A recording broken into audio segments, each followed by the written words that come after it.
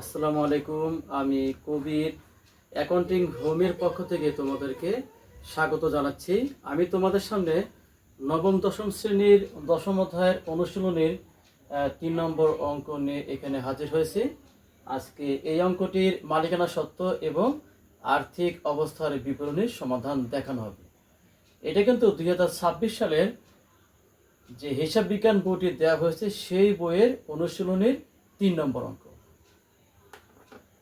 শিক্ষার্থীরা, এখানে আমার কাছে অনুশীলনীর 3 নম্বর অঙ্কটি এখানে দেয়া আছে। এখানে মাস দুঃখিত, অনুশীলনীর 4 নম্বর অঙ্ক। অনুশীলনীর 4 নম্বর অঙ্ক দেওয়া হয়েছে। অনুশীলনীর 3 নম্বর অঙ্কের সমাধান এর আগের ভিডিওতে দেখানো হয়েছে, মানে সর্বশেষ এই অধ্যায়ের পরে যে ভিডিওটা ছিল। মাসনুন এন্টারপ্রাইজের নিম্নোক্ত র্যামিল ও সমন্বয়সমূহ বিবেচনা পূর্বক 2025 সালের 31শে ডিসেম্বর তারিখে সমাপ্ত বছরের বিশদ আয় বিবরণী, মালিকানা সত্ত্ব বিবরণী ও উক্ত তারিখের আর্থিক অবস্থার বিবরণী প্রস্তুত করো। শুরুতে এখানে মজুত পণ্য 1-1-25 দেওয়া আছে, এখানে 10,000 টাকা। ক্রয় ও বিক্রয় দেওয়া আছে এখানে, তারপরে ফেরত দেয়া আছে, ক্রয় পরিবহন দেয়া আছে, ভাড়া এখানে 9 মাস দেয়া আছে, এখানে 3 মাসের টাকা বকেয়া আছে, আর খরচ বকেয়া হলে তাই বাট্টা প্রদান করা আছে। এই বাট্টা যদি থাকে তাহলে নগদ বাট্টা। আমরা প্রায় ভুল করি, ক্রয় বিক্রয় থেকে যে বাট্টা বাদ যায় সেটা থাকবে, ক্রয় বাট্টা থাকবে, বিক্রয় বাট্টা থাকবে, ব্যবসায়িক বা কারবারি বাট্টা নামে এখানে দেয়া থাকবে। আমরা অনেকে বাট্টা থাকলে কিন্তু সেটা ক্রয় বিক্রয় থেকে বাদ দেয়, যেটা সম্পূর্ণ ভুল। তারপরে ব্যাংক চার্জ, এটা পরিচালন ব্যয়ের মধ্যে আসবে। হাতে নগদ ও লভ্যাংশ প্রাপ্তি, হাতে নগদ কিন্তু চলতি সম্পদ। উত্তোলন ও মূলধন, এই মালিকানা সত্ত্ব করার সময় এই মূলধন থেকে আমাকে উত্তোলন বাদ দিতে হবে। সুনাম, এটা স্থায়ী সম্পত্তি। প্রাথমিক খরচাবলী, এটা অলিক সম্পদ। 12% ব্যাংক ঋণ 10 মাসের 1 তারিখে এটা নিয়ে আসা হয়েছে। বিনিয়োগ শেয়ার, অর্থাৎ এই ব্যবসা প্রতিষ্ঠান আর একটা ব্যবসা প্রতিষ্ঠানের শেয়ার কিনছেন, এটা দীর্ঘমেয়াদী বিনিয়োগ। বিজ্ঞাপন, তারপরে ডেলিভারি ভ্যান। সমন্বয়ে যে তথ্যগুলো দেওয়া আছে যে সম্ভাব্য ক্রেতাদের মাঝে 5,000 টাকার পণ্য বিনামূল্যে বিতরণ করা আছে, যা হিসাবভুক্ত হয়নি।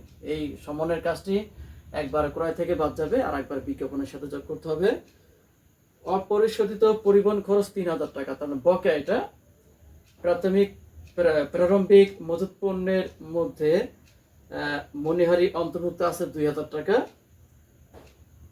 2টি 200 টাকার নোট সম্পূর্ণ নষ্ট হয়ে গিয়েছে, যা হিসাবে লেখা হয়নি।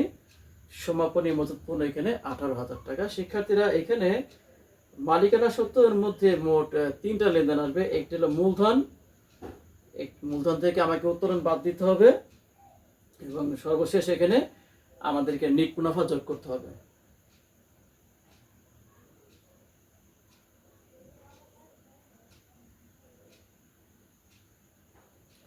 মূলধন দেখতে পাচ্ছি এখানে 7 লক্ষ টাকা দেয়া আছে।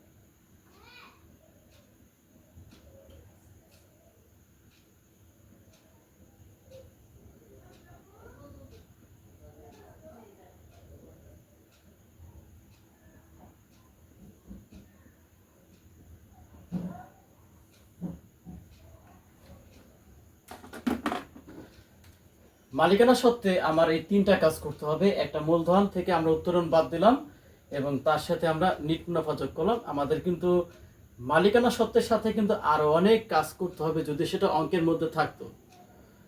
সেই কাজগুলো সম্পর্কে কিন্তু আমরা জানি। সেই কাজগুলো না দেওয়া থাকার কারণে সেই কাজগুলো কিন্তু আমরা এখানে করতে পারবো না। আপাতত যে 3টে লেনদেন দেওয়া আছে এই 3টি লেনদেনকে নির্ভর করে আমাকে এই মালিকানা সত্ত্বের উত্তরটি বের করতে হবে। এর বাইরে তো আসলে লেনদেন দেওয়ার সুযোগ নেই না থাকলে। তো আমরা এখন মালিকানা সত্ত্বের সাথে কি কি কাজ হবে, মূলধন, তার সাথে অতিরিক্ত মূলধন যোগ হবে, সমন্বয় মূলধনের সুদ বের করতে বলে সেটা যোগ হতো, সাধারণ সঞ্চিতি আমাদের যোগ করতে হবে, উত্তোলন, পণ্য উত্তোলন, আয়কর, জীবন বীমা, সমন্বয় উত্তোলনের সুদ যদি বের করতে বলে তাহলে এই উত্তোলনের সুদটা আমাদেরকে বাদ দিতে হবে। এখন এই এতগুলো কাজের মধ্যে মাত্র 3টি কাজ এখানে দেয়া আছে।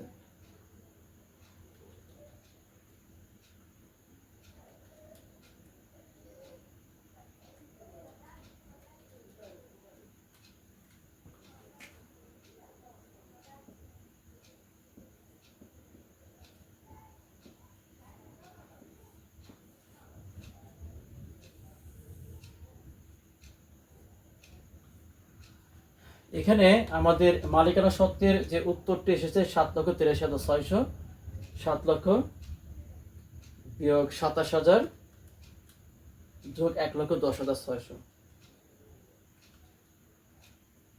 7,83,600। শিক্ষার্থীরা এখন আমাকে আর্থিক অবস্থার বিবরণীর সমাধান করতে হবে।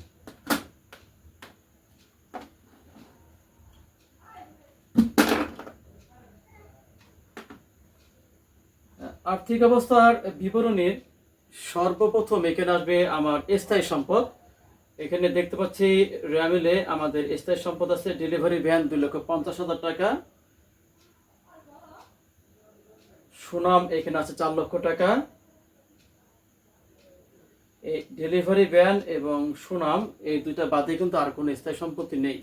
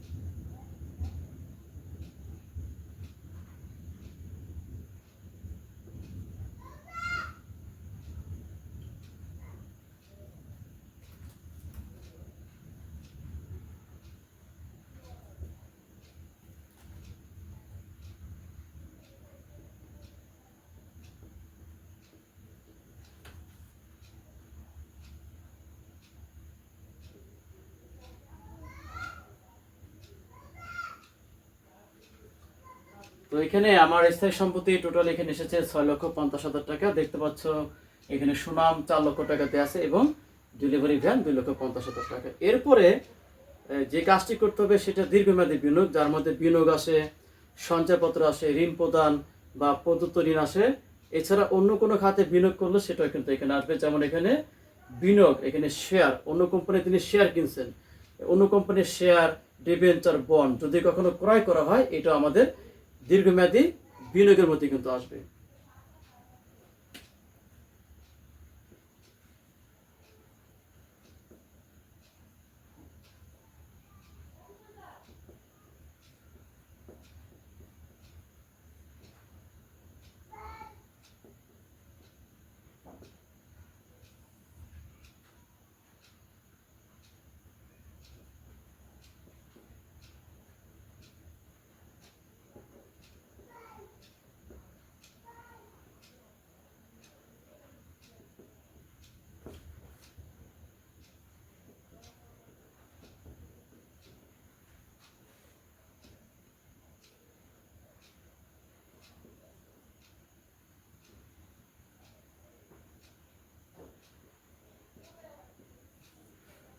শিক্ষার্থীরা এরপর আমাদেরকে চলতি সম্পদের কাজ করতে হবে।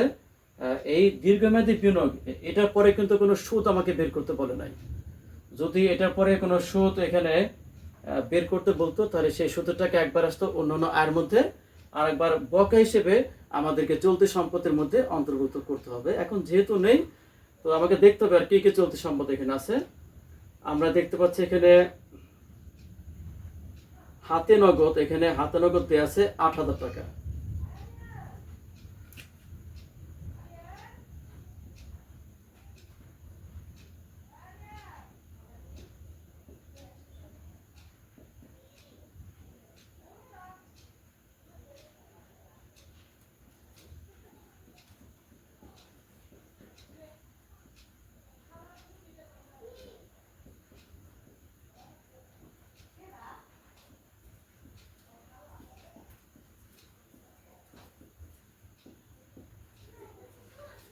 দুইটি 200 টাকার নোট সম্পূর্ণ নষ্ট হয়ে গিয়েছে, যা হিসেবে লেখা হয়নি।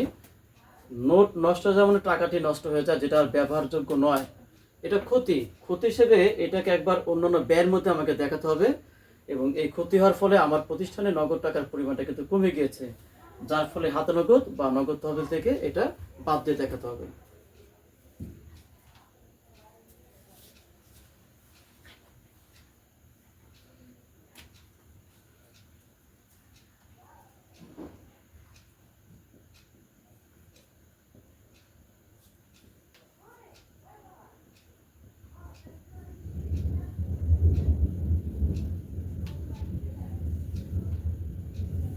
শিক্ষার্থীরা দেখতে পাচ্ছ এখানে সমন্বয় সমাপনী মজুত পণ্য 18,000 টাকা এখানে দেয়া আছে, সেটা দেখানো হলো। এখন এই সমন্বয় চলতি সম্পদ এখানে শুধুমাত্র সমাপনী মজুত পণ্য, এবং রেয়ামিলে আমাদের চলতি সম্পদ দেয়া আছে এখানে হাতে নগদ। এটা ছাড়া আমি আর কোনো চলতি সম্পত্তি এখানে দেখতে পাচ্ছি না। তাহলে স্থায়ী সম্পদ, দীর্ঘমেয়াদী বিনিয়োগ, চলতি সম্পদ এবং এটার সাথে আমাকে অলিক সম্পদের কাজটা কিন্তু এখানে করতে হবে।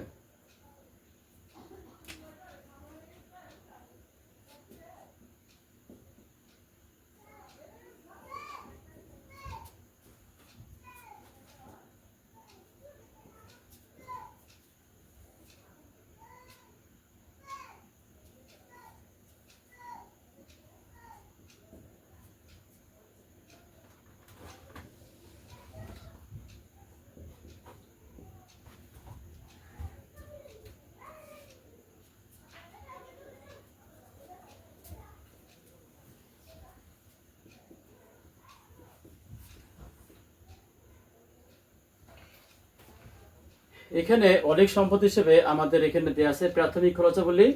এখন অলিক সম্পদের মধ্যে কি কি আসতে পারে? প্রাথমিক খরচাবলী, বিলম্বিত বিজ্ঞাপন, ব্যবসা প্রতিষ্ঠান স্থানান্তর ব্যয়, নতুন পণ্য বাজারে ছাড়ার পূর্বে গবেষণা ও পরীক্ষা নিরীক্ষা ব্যয়। এই ব্যয়, এই খাতে অর্থ খরচ করা মানে হলো অলিক সম্পদ। তার মধ্যে মাত্র একটি অলিক সম্পদ দেওয়া আছে, সেটা প্রাথমিক খরচাবলী। তাহলে স্থায়ী সম্পদ এখানে 6,50,000, দীর্ঘমেয়াদী বিনিয়োগ এখানে 2 লক্ষ টাকা, চলতি সম্পত্তি এখানে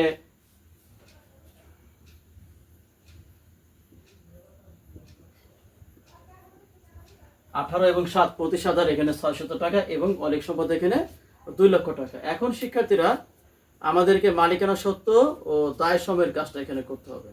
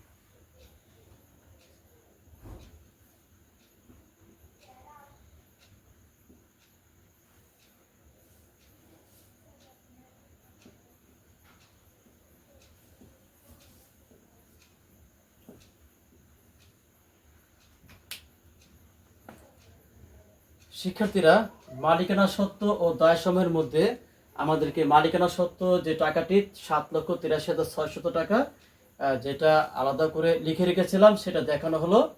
এরপরে আমাদেরকে দীর্ঘমেয়াদী দায়ের টাকা দেখাতে হবে। এখানে 12% ঋণ 2,50,000 টাকা কিন্তু আমাদের দীর্ঘমেয়াদী দায়।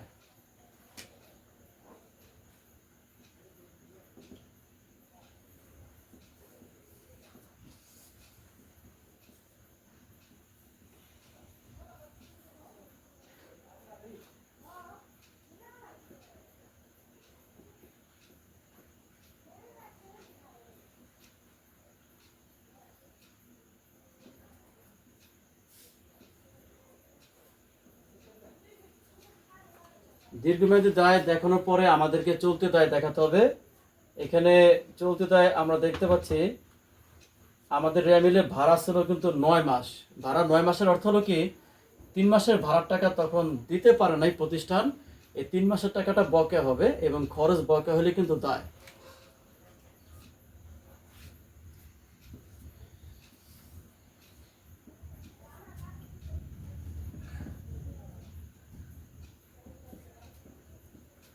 তো 3 মাসের ভাড়া এখানে বকেয়া 9,000 টাকা, অর্থাৎ এখানে 27,000 টাকা দেওয়া ছিল।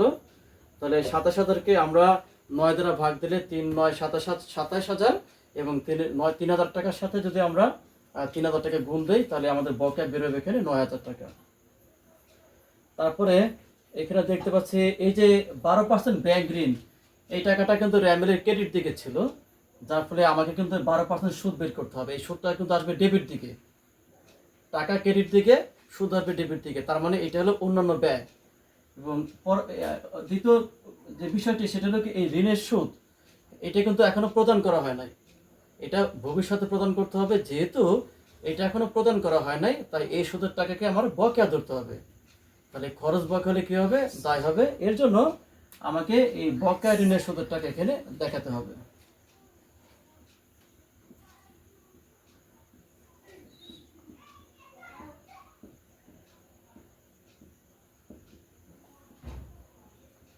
যেহেতু র্যামেলে আলাদা করে কোনো ঋণের সুদের টাকা দেয়া নেই, এই 2,50,000 টাকার পরে 12% এবং এখানে মাসটা কিন্তু দেয়া আছে। আমরা যেই কয় টাকা সুদ বের করি ওই কয় টাকাই আমার সম্পূর্ণ বকেয়া ধরতে হবে।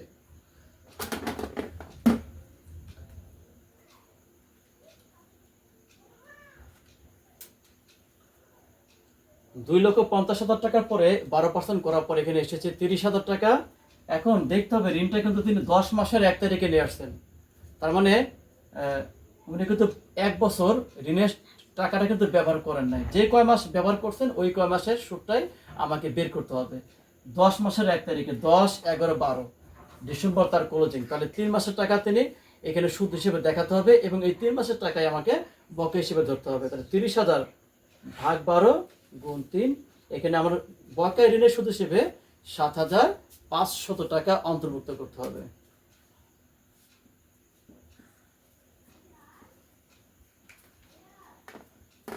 তাহলে বকেয়া ভাড়া এখানে চলে গিয়েছে।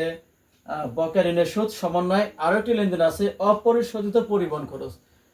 অপরিশোধিত আর বকেয়া কিন্তু একই কথা।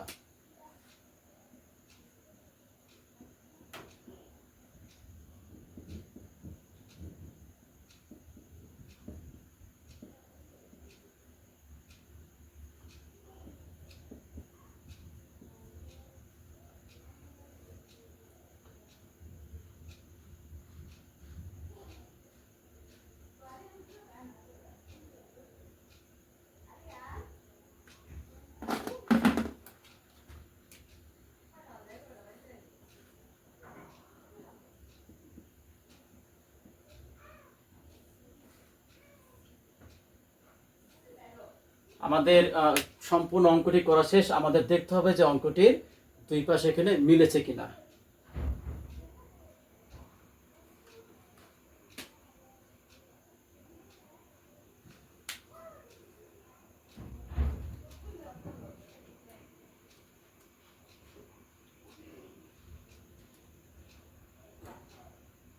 এখানে দায় ও মালিকানা সত্ত্ব এখানে এসেছে 10,53,100।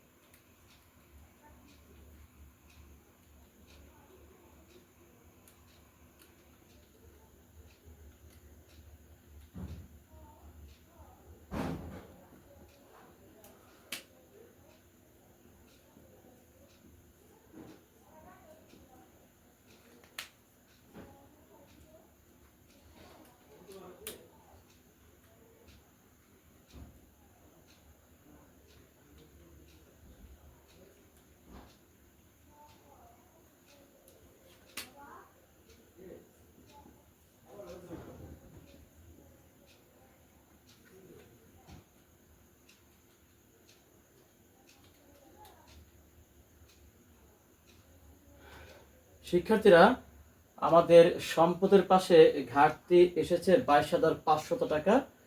আমাদের কিন্তু অঙ্কের উত্তরটি মিলে নাই। তাহলে আমাদেরকে দেখতে হবে যে এখানে এই অঙ্কে কোনো অনিশ্চিত হিসাব আসবে কিনা বা আমাদের কোথাও ভুল হয়েছে কিনা। কারণ যদি এই বইয়ের রেওয়া মিলে দুই দিকে টাকা সমান থাকে তাহলে অঙ্কের কোথাও আমাদের ভুল হয়েছে। আর যদি আমাদের রেওয়া মিলে যদি কোথাও অনিশ্চিত হিসাব আসে তাহলে আমাদের যে কয় টাকা সেখানে আসবে আমাদের এই কয় টাকাই এইখানে অনিশ্চিত হিসাবে দেখাতে হবে। আমি দেখি রেওয়া মিলে ডেবিট ক্রেডিট একবার যোগ করে দেখি।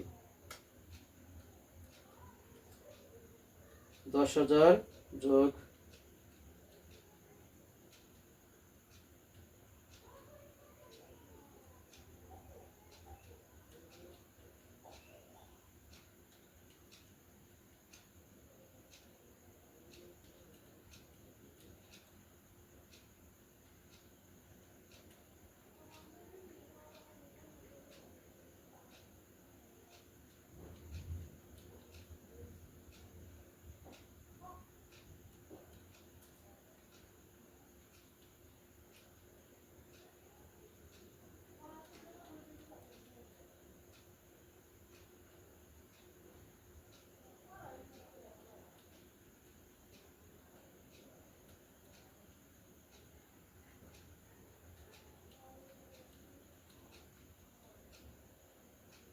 আমার রেওয়া মিলে ডেবিট দিকে যোগফল এসেছে 13,90,000 টাকা।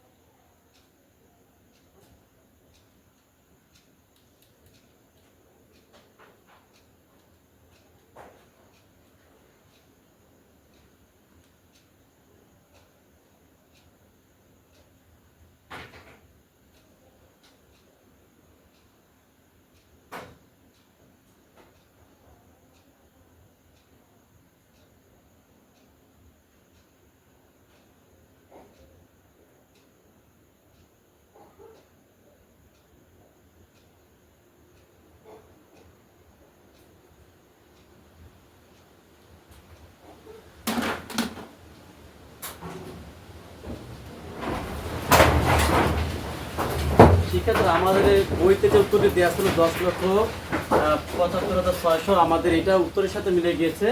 আমাদের সমস্যা এটা মালিকানা সত্ত্ব উত্তরটা আমাদের বইয়ের উত্তরের সাথে মিলে গিয়েছে।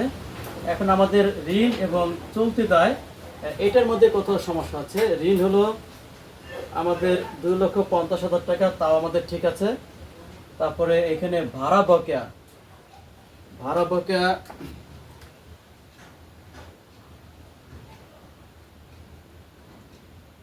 9,000 টাকা, তাও ঠিক আছে। তারপরে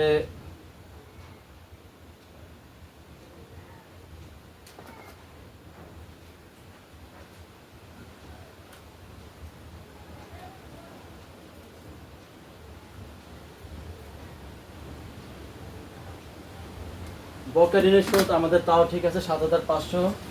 বকেয়া পরিবহন খরচ এখানে 3,000, এটাও আমাদের ঠিক আছে।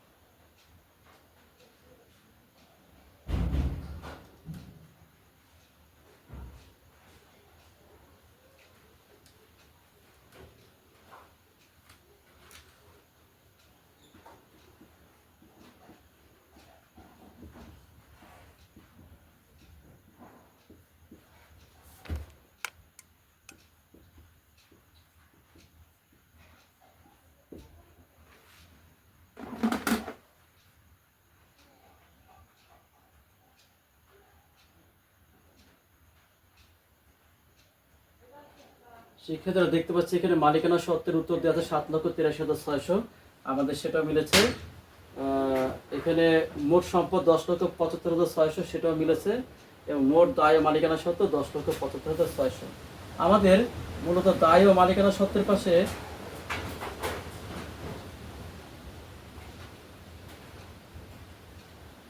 তথ্যটি কিন্তু মিলছে না।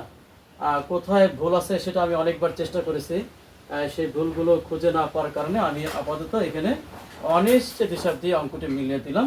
তোমরা অবশ্যই পরবর্তী পর্যায়ে দেখবে যে আমাদের অঙ্কটি কোথায় ভুল হয়েছে। সেক্ষেত্রে আজকে তোমাদের সামনে এ পর্যন্ত।